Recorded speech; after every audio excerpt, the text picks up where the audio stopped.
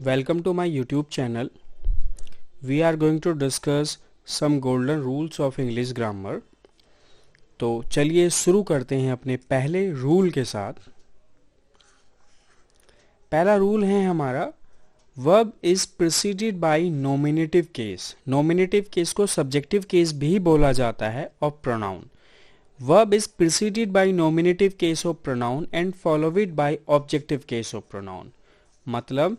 मतलब ये है कि अगर प्रोनाउन आया है उसके बाद वर्ब लिखा है और उसके बाद प्रोनाउन आया है, ठीक है, तो वर्ब से पहले सब्जेक्टिव केस और वर्ब के बाद ऑब्जेक्टिव केस आएगा, ठीक है।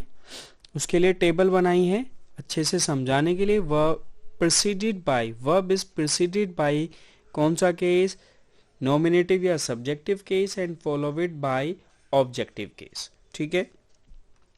आई अपने आप में सिंगुलर है और सब्जेक्टिव केस है, इसका ऑब्जेक्टिव केस मी है। वी प्लूरल है और सब्जेक्टिव केस है, इसका ऑब्जेक्टिव केस अस है। यू सिंगुलर और प्लूरल दोनों होता है और इसका ऑब्जेक्टिव केस भी यू ही होता है। ही, सी, इट तीनों अपने आप में सिंगुलर हैं। ही का ऑब्जेक्टिव केस हिम, सी का ऑब्जेक्टिव केस हर और इट का ऑब्जेक्टिव केस इट्स होता है। दे प्लूरल है, सब्जेक्टिव केस है और इसका ऑब्जेक्टिव केस देम होता है, ठीक है।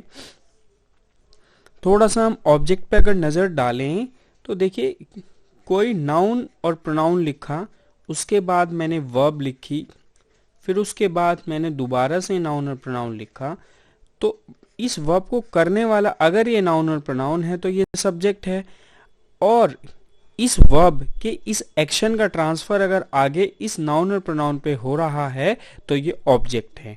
इसके साथ ही साथ ये आंसर है किसका, व्हाट एंड वुम का। कौन है आंसर, ये नाउन और प्रोनाउन आंसर है व्हाट एंड वुम का, तो ये नाउन और प्रोनाउन क्या होंगे, ऑब्जेक्ट होंगे, ठीक है। तो हम ऑब्जेक्ट को बता रहा हूं एक बार में। One basic method to identify object, ask yourself to the verb by what and whom. आपको ढूंढना है ऑब्जेक्ट किससे, व्हाट एंड वुम से, ठीक है। जैसे for example I am teaching important rules, what I am teaching, rules, ठीक है। I teach English, what I teach, English. तो ये रूल्स और इंग्लिश दोनों आंसर हैं किसका, व्हाट का, तो क्या हो गए, ऑब्जेक्ट, ठीक है। थर्ड देखो, कृतिका लव्स राहुल, तो ये राहुल ऑब्जेक्ट है। कैसे ऑब्जेक्ट है, वुम कृतिका लव्स किसको प्यार करती है, राहुल को, तो ये आंसर है किसका, वुम का, ठीक है। आई होप आपको समझ में आ गया होगा।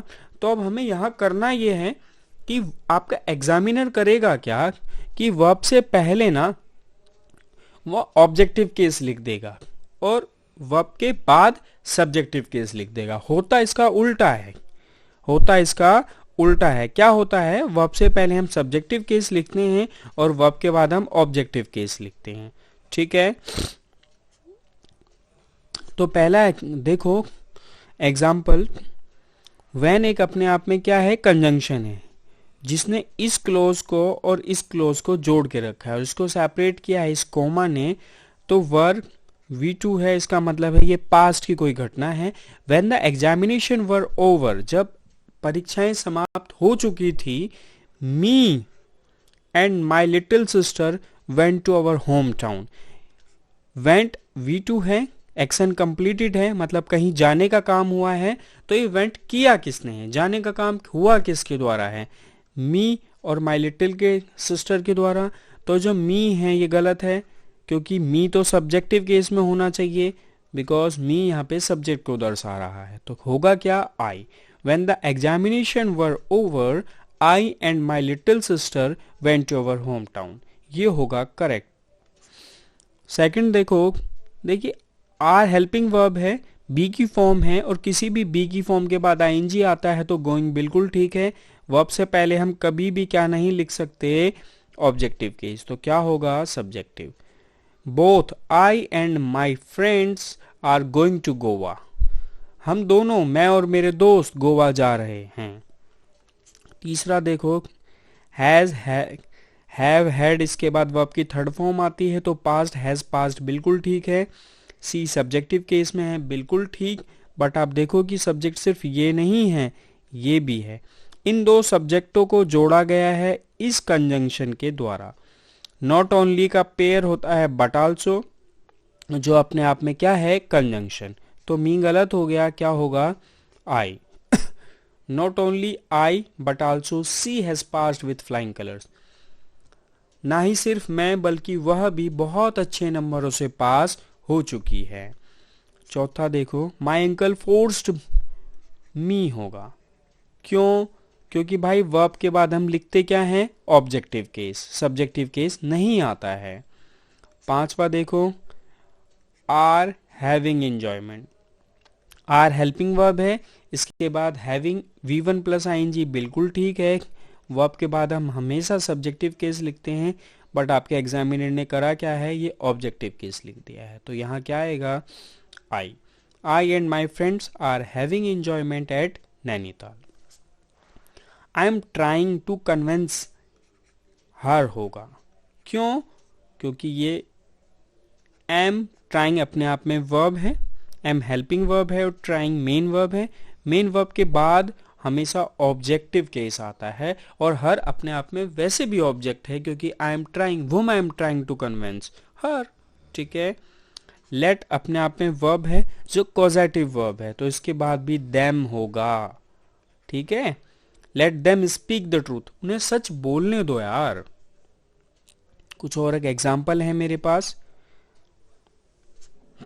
Such types of rules do not apply me and her। क्यों? क्योंकि ऑब्जेक्ट है, आई एंड शी ऑब्जेक्ट है और ऑब्जेक्ट ऑब्जेक्टिव केस में आता है। दूसरा ये वर्ब है do not apply, do not helping verb है और अप्लाई मेन वर्ब है। कुछ जो ज़्यादा पढ़े लिखे बच्चे होंगे वो कहेंगे नहीं सर नॉट तो हेल्पिंग वर्ब नहीं है, तो भाई ये पार्टिकल है। पार्टिकल क्या होता है, एडवर्ब होता है, नेगेटिव एडवर्ब होता है।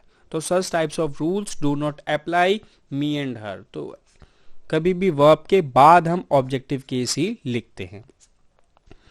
लेट कॉजेटिव वर्ब है तो let him and me go to Mumbai for a week. 10वां देखो, डेविड एंड आई। क्यों? आर क्या है, वर्ब है, वर्ब से पहले हमेशा subjective case. Are helping verb है, प्लानिंग मेन वर्ब है, तो वर्ब से पहले हम हमेशा सब्जेक्टिव केस लिखते हैं। We divided the prize money because he and I होगा ना। क्यों? क्योंकि पार्टिसिपेटेड V2 है और वर्ब से पहले हमेशा subjective case. Who together participated in the game, किन दोनों ने, किन्होंने साथ में पार्टिसिपेट किया था गेम के अंदर, मी और ही। तो मी सब्जेक्ट है ना भाई, तो सब्जेक्ट तो सब्जेक्टिव केस में होना चाहिए ना, आई। 13वां देखो, इस वर्ब है, वर्ब से पहले हम रिफ्लेक्सिव प्रोनाउन नहीं लिख सकते, तो सी आएगा यहाँ पे। 14वां देखो, वेंट V2 है, went to a boarding school. Boarding school में जाने का काम हुआ किसके द्वारा है, माई सिस्टर एंड मेरे द्वारा, तो मी की जगह क्या होगा, आई होप आपको समझ आया होगा मैं क्या कहना चाह रहा हूँ। वर्ब है, वर्ब से पहले अगर आपने प्रोनाउन लिखा है तो ये प्रोनाउन सब्जेक्टिव केस में आना चाहिए। वर्ब के बाद अगर आपने प्रोनाउन लिखा है तो वो ऑब्जेक्टिव केस में आना चाहिए। बस इतना सा था ये रूल, ठीक है। पसंद आया हो तो प्लीज़ इसे शेयर करें, वीडियो को लाइक करें, चैनल को सब्सक्राइब करें और अपने डाउट्स कमेंट